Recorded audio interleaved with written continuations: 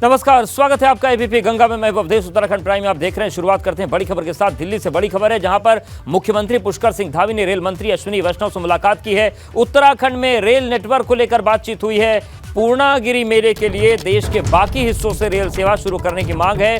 टनकपुर देहरादून के बीच जन शताब्दी रेल सेवा, दिल्ली रामनगर के बीच शताब्दी सेवा, रामनगर हरिद्वार देहरादून रेल सेवा संचालित करने की मांग उन्होंने की है। और देहरादून से सहारनपुर के लिए मोहंड होते हुए टनल आधारित रेल लाइन परियोजना का परीक्षण किए जाने का आग्रह मुख्यमंत्री पुष्कर सिंह धामी ने किया है।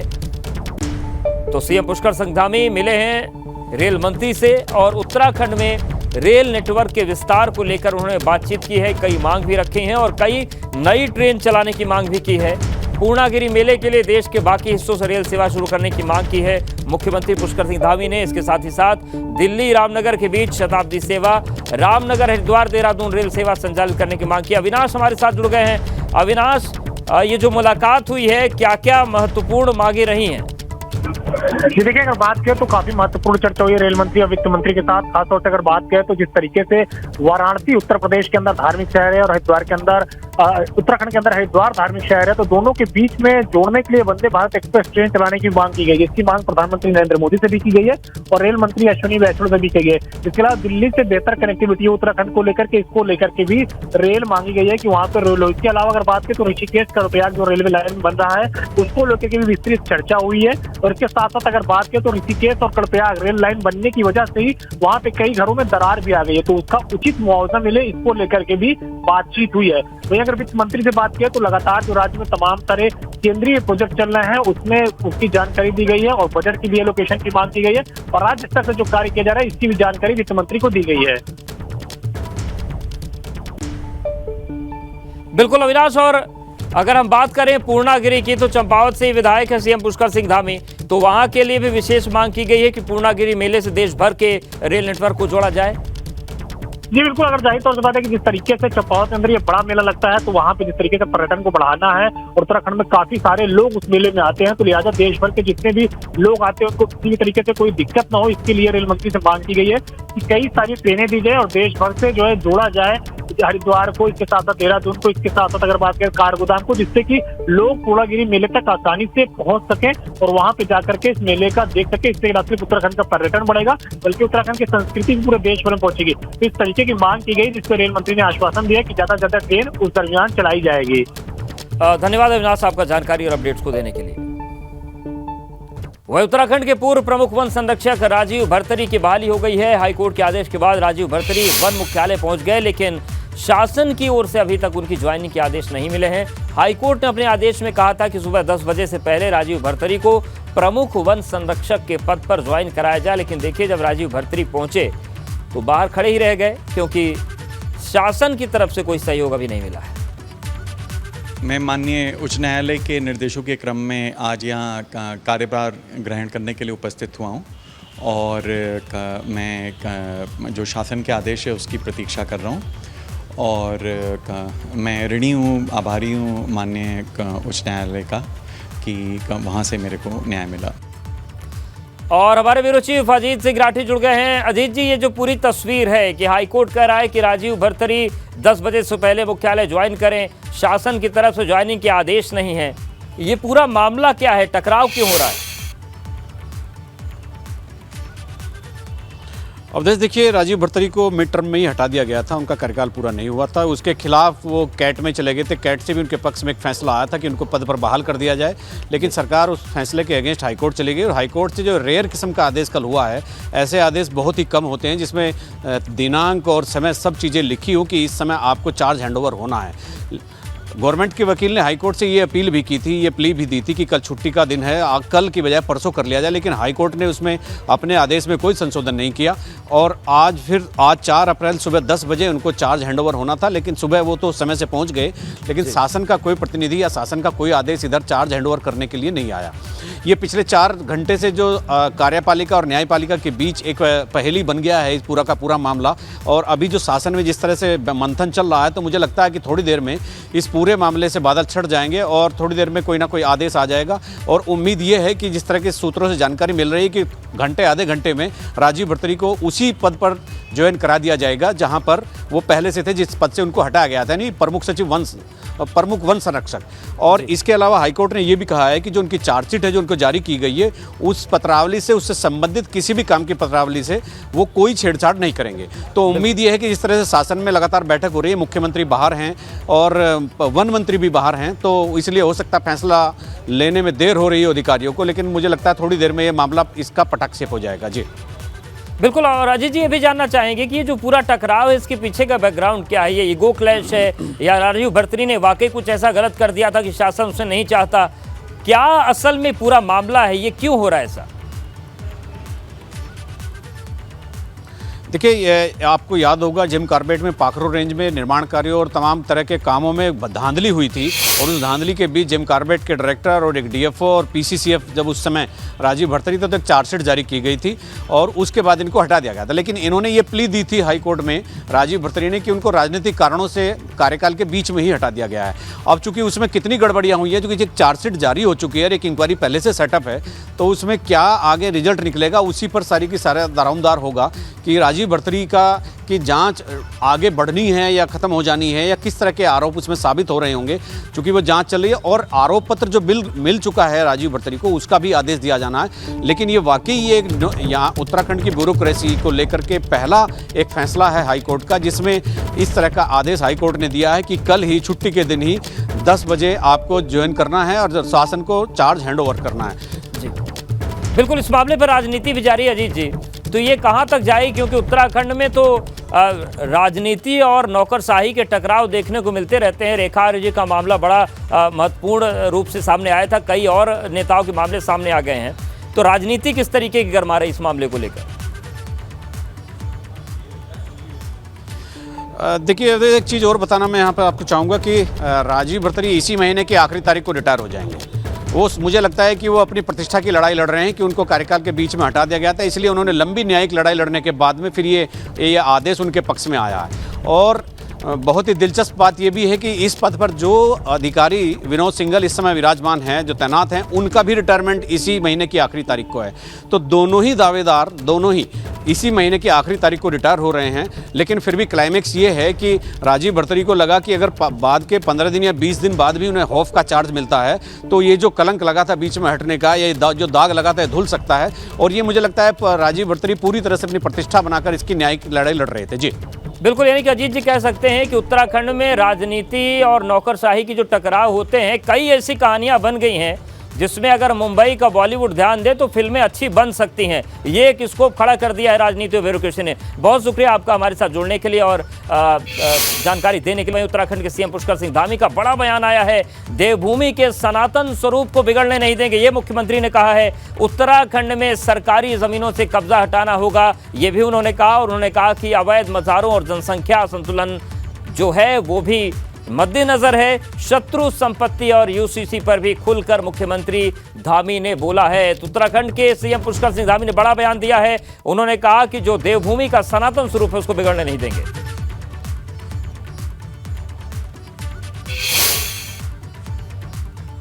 उत्तराखंड में कोरोना के बढ़ते मामलों को लेकर अलर्ट जारी किया गया है। सरकार ने ज्यादा से ज्यादा संख्या में वैक्सीनेशन कराने के निर्देश दिए हैं। चारधाम यात्रा पर आने वाले तीर्थयात्रियों से एहतियात बरतने के लिए कहा गया है। तो कोरोना को लेकर अलर्ट पर है उत्तराखंड, क्योंकि चारधाम यात्रा जब शुरू होगी तो चुनौतियां और विकट और बड़ी होंगी, क्योंकि देश भर से तीर्थयात्री यहां पर पहुंचते हैं। तो कोरोना के बढ़ते मामलों को लेकर उत्तराखंड अलर्ट है और सरकार ने ज्यादा से ज्यादा वैक्सीनेशन कराने के निर्देश दिए हैं। चारधाम यात्रा पर आने वाले लोगों को एहतियात बरतने को कहा गया है। सतर्कता यही है अभी कि प्रथम दृष्टया मैंने कहा है कि भाई एक तो सब लोगों को टेस्टिंग जरूर कराना अपने। एक क्या है कहा है हम लोगों ने कि भाई सभी लोग वैक्सीनेशन जरूर कराएं। हमारे यहाँ पहली डोज वैक्सीन की लग गई है, दूसरी भी लग गई है, आजकल प्रिकॉशन डोज सभी जगह लग रही है। और 1 लाख डोजों की डिमांड हमने जो है भारत सरकार से की। चाहे भारत सरकार हो, चाहे राज्य सरकार हो, चाहे जिला प्रशासन हो, हर विभाग की तैयारी पूरी है। और मुख्यमंत्री जी ने भी कई बार बैठकें कर ली, हम लोगों ने भी की हैं। और जितने भी यात्री आएंगे उनके लिए स्वास्थ्य के क्षेत्र में पर्याप्त संसाधनों की व्यवस्था इस बार की गई है।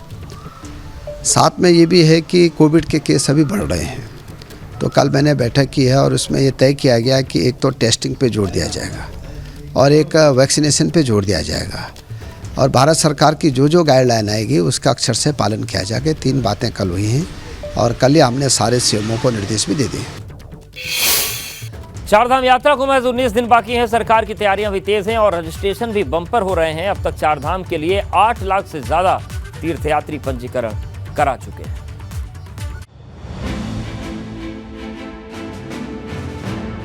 चारधाम यात्रा को लेकर श्रद्धालुओं में भारी उत्साह है। एक तरफ तो सरकार की तैयारी जोरों पर है, तो वही चारधाम आने वाले लोग बम्पर रजिस्ट्रेशन करा रहे हैं। चारधाम के लिए 21 फरवरी से पंजीकरण शुरू हुआ था और इसी दिन से लोग रजिस्ट्रेशन कराने में जुटे हैं। उम्मीद है कि इस बार चारधाम में पिछले साल का रिकॉर्ड टूटेगा। अब तक 8 लाख से ज्यादा लोग रजिस्ट्रेशन करवा चुके हैं। पंजीकरण करने वाले तीर्थयात्रियों की संख्या 8,77,000 से ज्यादा हो गई है। सबसे ज्यादा केदारनाथ धाम के लिए लोगों ने पंजीकरण कराया है। केदारनाथ धाम के लिए 3,19,329 श्रद्धालुओं ने रजिस्ट्रेशन करवाया। वहीं बद्रीनाथ धाम के लिए 2,65,887 लोगों ने रजिस्ट्रेशन कराया, जबकि गंगोत्री धाम के लिए 1,47,439 लोगों ने रजिस्ट्रेशन करवाया। तो वहीं यमुनोत्री के लिए यह आंकड़ा 1,44,095 पहुँच गया है। चारधाम यात्रा में इस बार पिछले सारे रिकॉर्ड टूटने की उम्मीद जताई जा रही है, क्योंकि यात्रा सीजन से पहले ही अब तक तकरीबन 10 लाख के करीब श्रद्धालु चारों धामों में दर्शन के लिए रजिस्ट्रेशन करा चुके हैं। हालांकि यात्रा में अभी 20 दिन का वक्त बचा है, लेकिन इन 20 दिन के अंदर भी ये माना जा रहा है कि यात्रियों की संख्या में बड़ा इजाफा होगा और बड़ी संख्या में श्रद्धालु रजिस्ट्रेशन कराएंगे। संभवतः ऐसा माना जा रहा है कि यात्रा सीजन से पहले ही तकरीबन 15 लाख के करीब श्रद्धालु रजिस्ट्रेशन करा देंगे। यात्रा सीजन जब शुरुआत होगा उस दौरान ये माना जा रहा है कि यात्रियों की संख्या में बहुत बड़ा इजाफा होगा, क्योंकि पिछले साल जो यात्रा हुई थी उसमें 40 लाख के करीब श्रद्धालु दर्शन के लिए आए थे, लेकिन इस बार ये आंकड़ा डबल होने की उम्मीद जताई जा रही है। 22 अप्रैल से चारधाम यात्रा का आगाज होगा। 22 अप्रैल को गंगोत्री और यमुनोत्री धाम के कपाट भी खुलेंगे। 25 अप्रैल को केदारनाथ धाम के कपाट खुलेंगे, जबकि 27 अप्रैल को बद्रीनाथ धाम के कपाट खुलेंगे। तीर्थयात्रियों को किसी तरह की दिक्कत न हो, इसके लिए सरकार पूरी तैयारी कर रही है। यात्रा सीजन से पहले सभी तैयारियों को अंतिम रूप दिया जा रहा है, लेकिन बेमौसम बरसात ने यात्रा के तैयारियों में थोड़ी खलल जरूर डाल दी है। लेकिन अभी सरकार के पास यात्रा की तैयारियों के लिए 20 दिन का वक्त बचा है और ऐसे में ये माना जा रहा है कि यात्रा शुरू होने से पहले सरकार सभी तैयारियों को अंतिम रूप दे देगी, क्योंकि श्रद्धालुओं की संख्या बढ़ती है तो सरकार के सामने भी चुनौती बढ़ सकती है। देहरादून से अपने सहयोगी क्रिस्टोफर लॉरेंस के साथ पंकज राणा, एबीपी गंगा। बड़ी खबर आ रही है। दिल्ली दौरे के दौरान मुख्यमंत्री पुष्कर सिंह धामी ने प्रधानमंत्री नरेंद्र मोदी से मुलाकात की है। पीएम से सीएम धामी ने चारधाम से लेकर जोशीमठ संकट पर चर्चा की। साथ ही पीएम को उत्तराखंड आने का भी न्योता उन्होंने दिया है। तो पुष्कर सिंह धामी जो कि दिल्ली दौरे पर है, उन्होंने प्रधानमंत्री से मुलाकात की है और प्रधानमंत्री ने से सीएम धामी ने चारधाम से लेकर जोशीमठ चारधाम यात्रा के आगाज को इस बार भव्य बनाने की तैयारी है। कोई कमी न रह जाए, धामी सरकार इस कोशिश में लगी है। दिल्ली दौरे पर सीएम पुष्कर धामी ने प्रधानमंत्री नरेंद्र मोदी से मुलाकात की। चारधाम यात्रा से लेकर जोशीमठ संकट और पहाड़ के अन्य मुद्दों पर बात हुई। चारधाम यात्रा को लेकर सीएम धामी ने प्रधानमंत्री नरेंद्र मोदी को निमंत्रण भी दिया है, जिस पर पीएम ने सीएम को चारधाम आने का आश्वासन दिया। चारधाम में पीएम के आगमन के लिए सरकार कार्यक्रम तैयार कर रही है। आदि कैलाश और मायावती आश्रम आने का भी न्योता दिया गया। प्रधानमंत्री जी से सबसे पहले तो हमने उनको चारधाम यात्रा जो हमारी 22 अप्रैल से प्रारंभ हो रही है उसकी जानकारी भी दी है, और जो राज्य सरकार की तरफ से जो तैयारियां हो रही हैं उन तैयारियों से माननीय प्रधानमंत्री जी को अवगत कराया है और उनको चारधाम यात्रा का न्योता भी दिया है। इतना ही नहीं, जोशीमठ आपदा पर भी सीएम ने पीएम मोदी से बात की। पुनर्वास को लेकर विस्तार से चर्चा हुई। सीएम ने पुनर्वास के लिए सहायता राशि का अनुरोध किया। साथ ही हरिद्वार से वाराणसी तक एक वंदे भारत एक्सप्रेस चलाने की मांग की। सौंग डैम के बनने से जो देहरादून में पेयजल का संकट है वो आने वाले 50 वर्षों के लिए वो संकट समाप्त हो जाएगा। पेयजल की व्यवस्था ठीक प्रकार से हो पाएगी, उसके लिए मैंने अनुरोध किया। चाहे साथ में जोशीमठ की जो आपदा है उसके पुनर्वास के लिए भी, क्योंकि आदरणीय प्रधानमंत्री जी ने स्वयं उसका संज्ञान वो लगातार लेते रहे हैं। तो मैंने फिर से अनुरोध किया है कि जल्दी से जल्दी जोशीमठ पुनर्वास के संबंध में जो केंद्र से जरूरी सहायता मिलनी है वो सहायता हमको मिल जाए। सीएम पुष्कर सिंह धामी ने दिल्ली दौरे के दौरान पीएम से लेकर कई नेताओं से मुलाकात की। लोकसभा स्पीकर ओम बिरला और केंद्रीय मंत्री अनुराग ठाकुर से भी शिष्टाचार भेंट हुई। दिल्ली से अविनाश तिवारी, एबीपी गंगा। उत्तराखंड में यूथ कांग्रेस ने पोस्टकार्ड अभियान की शुरुआत की। इस अभियान के तहत हर विधानसभा से 1000 पोस्टकार्ड भेजने की तैयारी है। पोस्टकार्ड में केंद्र सरकार से कुछ सवाल किए गए हैं। यूथ कांग्रेस कार्यकर्ताओं का कहना है कि वो जनता के द्वारा पूछकर इन सवालों को पूछेगी।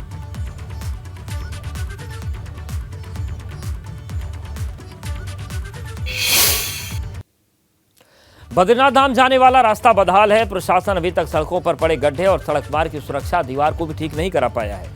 इसको लेकर स्थानीय लोगों में रोष है। उपजिलाधिकारी ने यात्रा मार्ग का निरीक्षण किया और एनएच के अधिकारियों को सख्त निर्देश दिए। चारधाम यात्रा 22 अप्रैल से शुरू होगी, लेकिन प्रशासन की तैयारियों पर सवाल उठ रहे हैं। अगर वक्त रहते सड़क को ठीक नहीं किया गया तो यात्रा के दौरान श्रद्धालुओं को दिक्कतों का सामना करना पड़ सकता है। उधर उत्तरकाशी में चारधाम यात्रा की तैयारियां जोरों पर है। शहर के हर कस्बे में सफाई अभियान चल रहा है, लेकिन जोशियाड़ा बैराज झील में कूड़ा डाला जा रहा है। प्रशासन का इस तरफ कोई ध्यान नहीं है। ये तस्वीरें गंगा के नाम पर चल रही योजनाओं पर धब्बा लगाने का काम कर रही है। उधर बद्रीनाथ धाम में बर्फबारी हुई है। 27 अप्रैल को बद्रीनाथ धाम के कपाट खुले, मगर उससे पहले ही बद्रीनाथ धाम में बार बार मौसम खराब हो रहा है, जिससे यात्रा की तैयारियां बाधित हो रही हैं। बर्फबारी की वजह से बद्रीनाथ धाम में ठंड बढ़ गई है।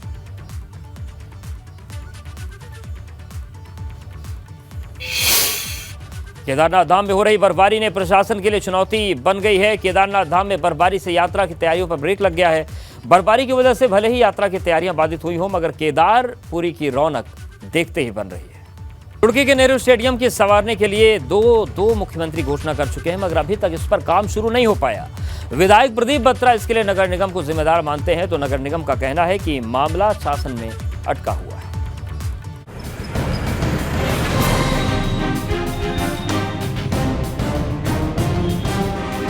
रुड़की का नेहरू स्टेडियम पिछले कई साल से खस्ताहाल है।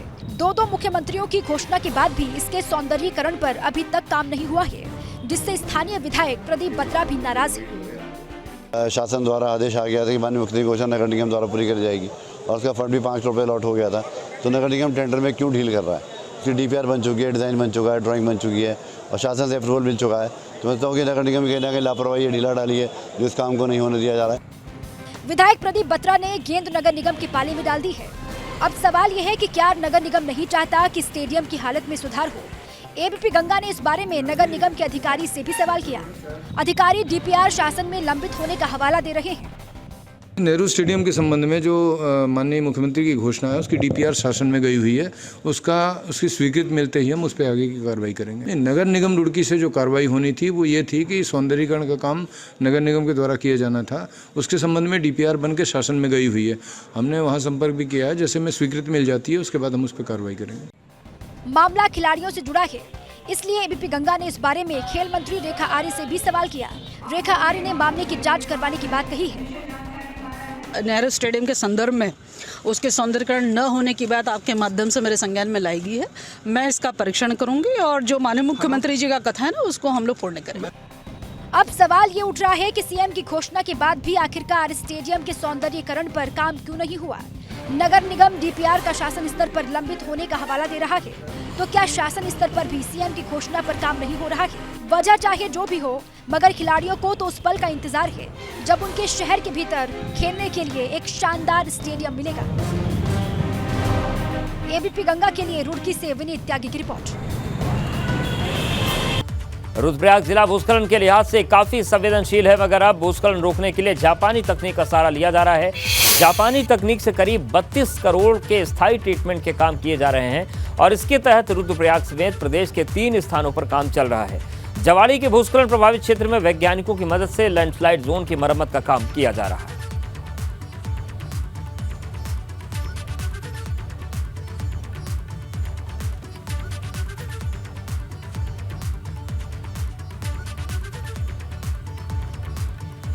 लैंडस्लाइड ट्रीटमेंट का कार्य चल रहा है। ये देहरादून बेस्ड जो हमारी जायका है उसके तहत ये कार्रवाई की जा रही है और इसमें Uttarakhand forest resource management project के तहत जायका जो एक जापानीज इंटरनेशनल फंडिंग एजेंसी है, इसके द्वारा लैंडस्लाइड ट्रीटमेंट किया जा रहा है। तो ये 3 मॉडल साइट की तरह लिया गया है पूरे उत्तराखंड में, जिसमें ये जवाड़ी क्षेत्र भी एक है। तो इसमें जापानीज टेक्निक में स्पेशल ये होता है कि इसमें क्रिप वर्क किया जाता है, जिसमें ताकि ये जो क्षेत्र है लैंडस्लाइड ट्रीटमेंट के बाद दोबारा प्लांटिंग।